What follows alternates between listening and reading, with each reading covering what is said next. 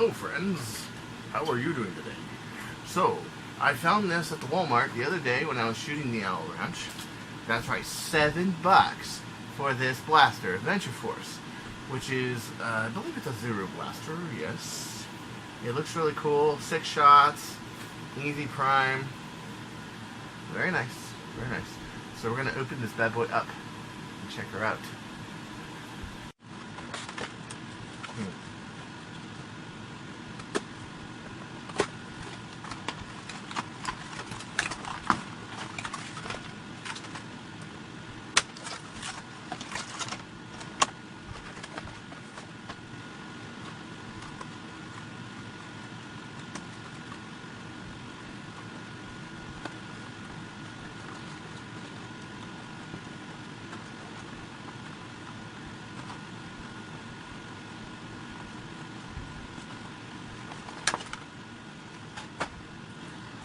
So friends, there it is. So basically,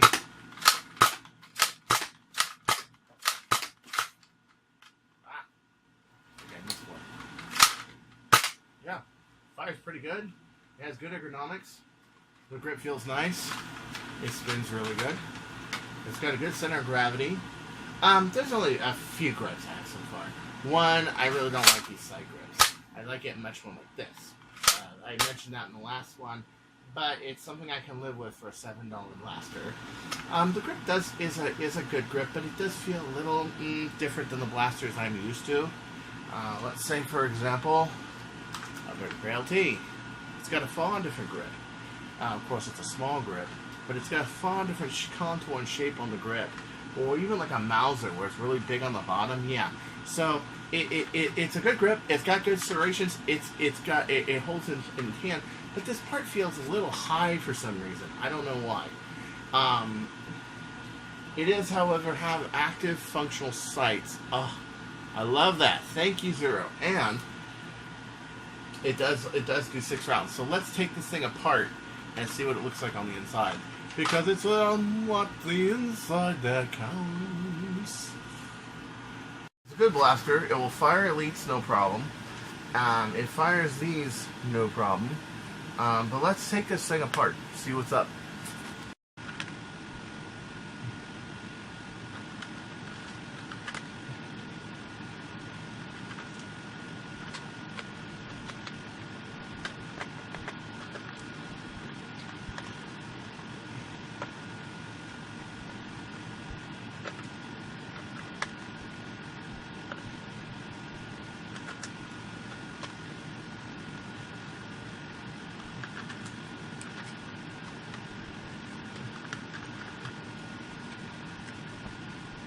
Kind of a bummer. I was kind of hoping that the bottom and the top removed from the bottom with this being still in place. It's no big deal. So, but still, it'd be nice if this just laid over the top of that and that would work. Let's check it out.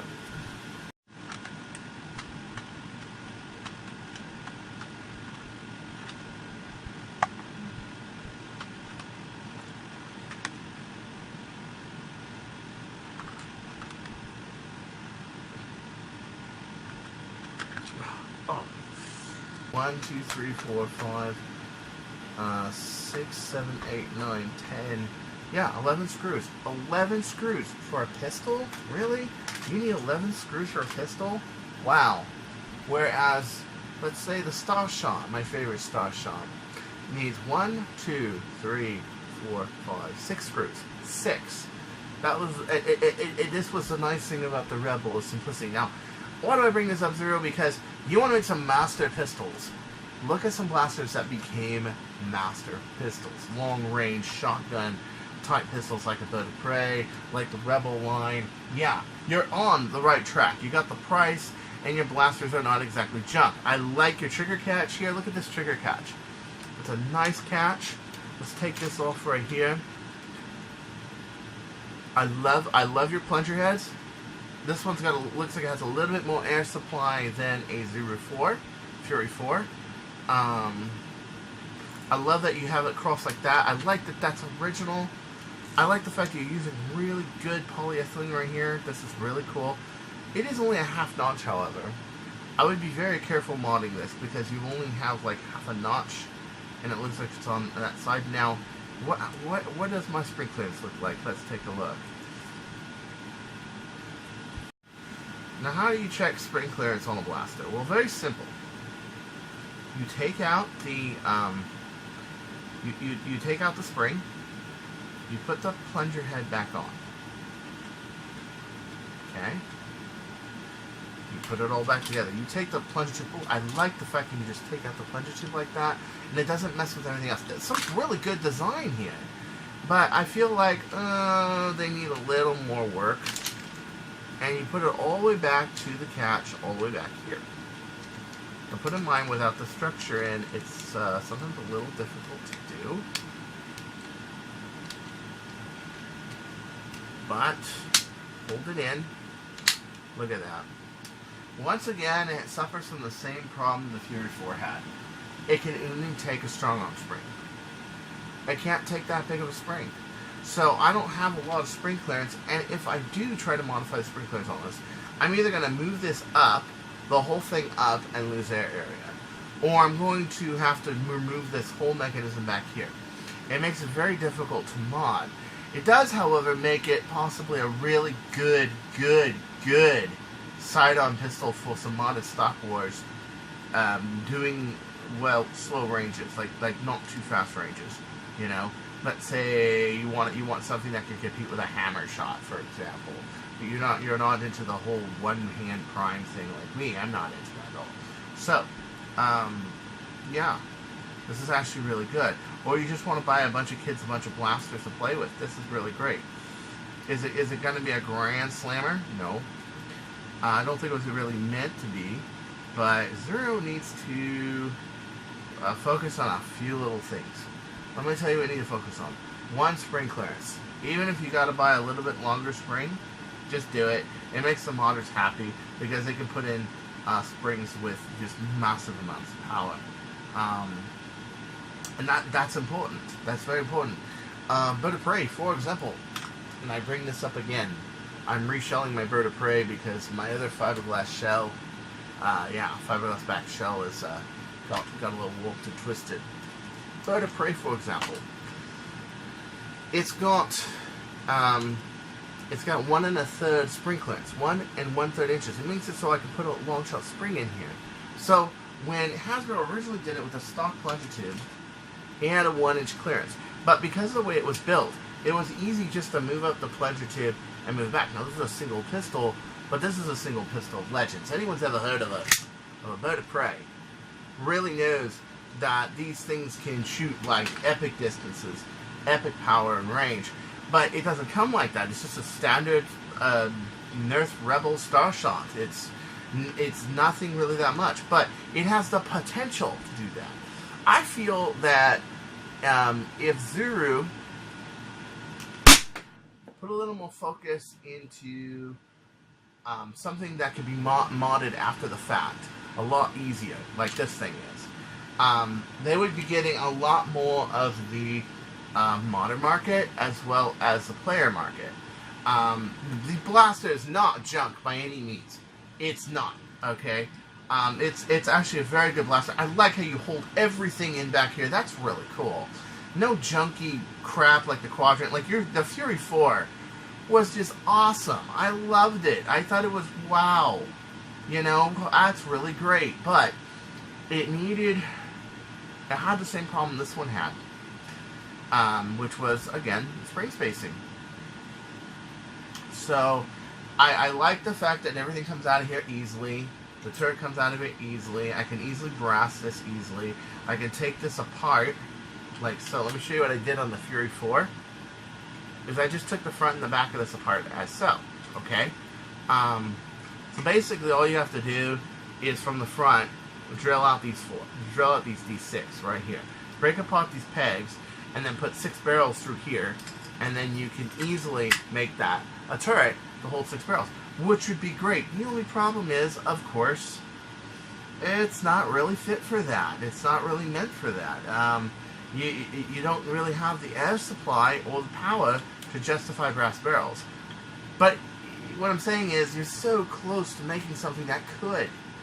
you just need more spring spacing. The catch looks strong enough to do it.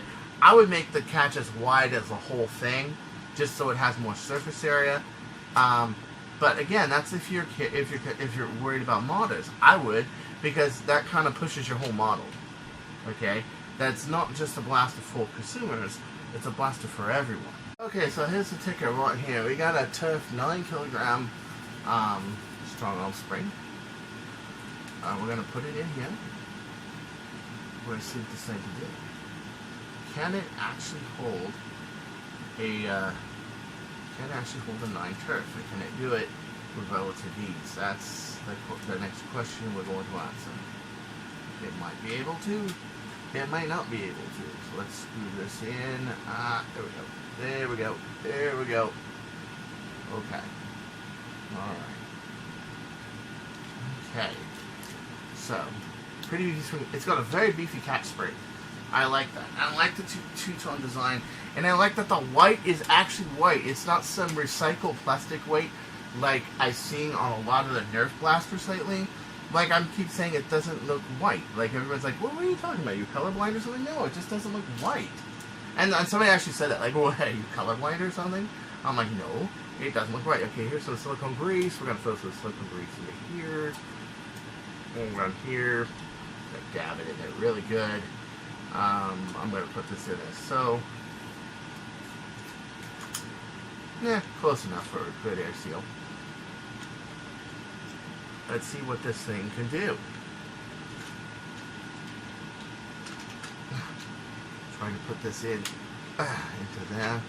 I'm not having a problem with spring clearance. I suspect I know why, though.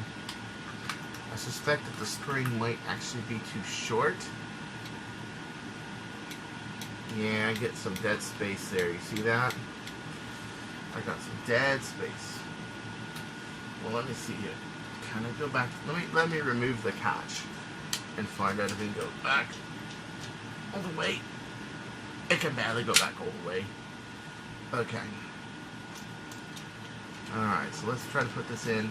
The 9K might fit in there, the 9K may not fit in there. And this doesn't look good. Let me explain why this doesn't look good. This doesn't look good because we got a problem of too wide of coils and too little and too little free length. When you get something like that, no matter what, at the end of the prime, you're going to have dead space. There's no avoiding it. So, although the 0 can fit a 7.5, no problem, and a 9 if you grind it down, this may not be able to fit a spring without dead space. Which is a problem. It means part of your plunger prime has no, see that? Yeah.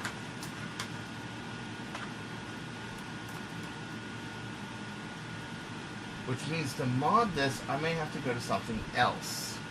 Just to get it to work. Or I may need to, I don't know what I'm going to do. Hold on a second. Let's just get this thing together. Listen to this thing just shake around. Okay, so here's 9K.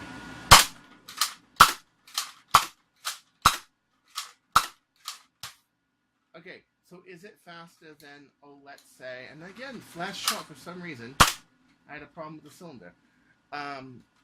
Is this better than a hammer shot? In terms of speed, I would say yes. Is it better than a hammer shot? Tactically, no, because it's not one-hand prime.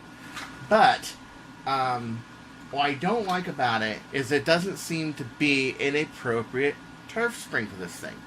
I don't know, let's take this thing apart again, see what we can do. So, back to my big bin of springs on this one. The 9K strong arm just seems to be too small. Unlike the other Adventure Force springs I've seen that are shorter than a strong arm spring, this one is actually bigger. It's longer, and the coils are thinner, and there's more of them. Your 7.5K strong arm tough spring is 1, 2, 3, 4, 5, 6, 7 coils. This is 1, 2, 3, 4, 5, 6, 7, 8, 9 coils. Yes. So, and it's longer. I do not stretch a turf spring. You'll cause it to have a set, and especially because it's a turf spring. Turf springs are pretty cool. You don't want to like destroy a turf spring just to make that clearance. Could you put like a spring supporter behind it? No, not really, because then you're losing compressed space. So what do you do about this?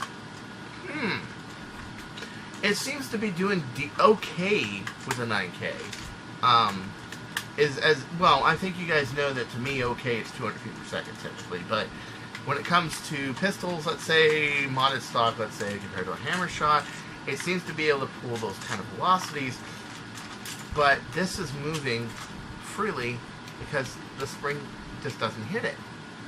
What to do about this? I could put some padding on the front here and do that, but nah, it would get rid of the dead space, but nah, there's got to be a better spring I can use. So let's see, let me show you the dilemma here. Let's see, 20K turf spring. Let's not be silly. Okay, so let's go 5K turf spring. Too big a diameter. As a matter of fact, if I take this right here, I mean, it's it's going to drag the plunger tube each time, and if you do that, you're going to braid the plunger tube. I love that one guy who commented and said, hey, you don't need the tape spacer. The spring will hit the very side, your steel spring will hit the very, well, I say steel, captions. Spring will hit the aluminum plunger tube. Oh yeah, that's great. Let's just wear down the Omega plunger tube. No, yeah, I guess you do need a spring spacer. We all know that this is too short. Retaliator spring. What would happen with a retaliator spring? Well, you got it. It won't even coil. There's a 9K hammer shot spring. Yeah, let's not be silly. And, yeah. So I think the only thing I have left that I could possibly even try, and that probably won't work, is a 9-kilogram Stampy spring. But, with the coils being as thick as they are, and as many as they are, I don't think it's going to work. So this is a major dilemma. Remember the Kronos had a spring dilemma, but at least I was able to function at 18K until I came up with the idea of using a functional. See, the Stampy spring doesn't even fit in here. See? Yeah, guys. This is a dilemma. This is a problem. What to do about this? It doesn't look all that moddable. And the reason it's not all that moddable, I'm looking for my springs right now. The reason it's not all that moddable is that nobody really makes a good spring for it. And not only that, it's not a model in such demand that if a company were to make a spring for it, that they could, make money on it. Because let's face it, if you're gonna make a product, you need to be able. Okay, let's see if these. Oh, not even the springs that Rex Graham sent me will fit in diameter. No. Oh man, what a disappointment. Good value blaster, nicely built, nice design, nice on the outside shell. You just can't find a good spring for it. And even if you use like a Turf 9, but at least it fits a 9, a Turf 9 strong arm spring, you're going to have all this dead space because it doesn't go all the way in the front. I give this blaster a 6.5 out of 10, and I'll tell you why. Well, first off, it just doesn't fit any modded blaster springs that are common. Second, the barrel is it's janky, it's loose, even with it all buttoned down. They made the grooves on it too wide. Now, if you were somebody obsessed with this blaster, could you close it up on this side and that side? Yeah. And can it fit rear loading pretty easily? Yes. The barrel comes apart in 2 pieces, just like the 4.0. But I gotta be honest with you, I was much more impressed with the 4-shot Zero, which I gave to one of my friends for bringing in some star shots into this country for me. New in box, by the way. So that I have blasters to mod for for, of course, one of my favorite blasters. One that wins me games and matches, praise in the community. Oh yes, definitely. And that is, of course, the Bird of Prey, which is a Ultramatch 2.0 spec blaster, which is still probably one of the best single pistols there is. You know, there are some other really good ones out there, but you know, I bring this up for a very good reason. Is maybe Hasbro didn't have in mind this sort of thing, but the facilities were there to do this with this blaster. And what Venture Force needs to realize is it's great to make something that kids can pick up for cheap and shoot, and it's not junky. I like the fact that for $7, it's not junky. And for $7, it's sure as shit better than a Quadrant for 10. I can vouch for that. It comes with lots of darts. I like that. But the modding community is, you know, a part of the consumer ecosystem, and it needs to be respected. Okay? I don't think they intentionally made it not moddable. I don't think they intentionally did that. I think it's more along the lines of they were trying to put a bigger, longer tube, so they came with a bigger, longer spring, and they came with a bigger, longer area, but they made it fit in the same general space. So I'll give you 2 things to improve this blaster. I give it a 6.5 out of a 10 because it lacks the functionality of modern blasters. It's too loose. Everything else. 1, at least an inch of spring clearance on your catch. At least 1 inch of spring clearance. Anything less than that, yeah.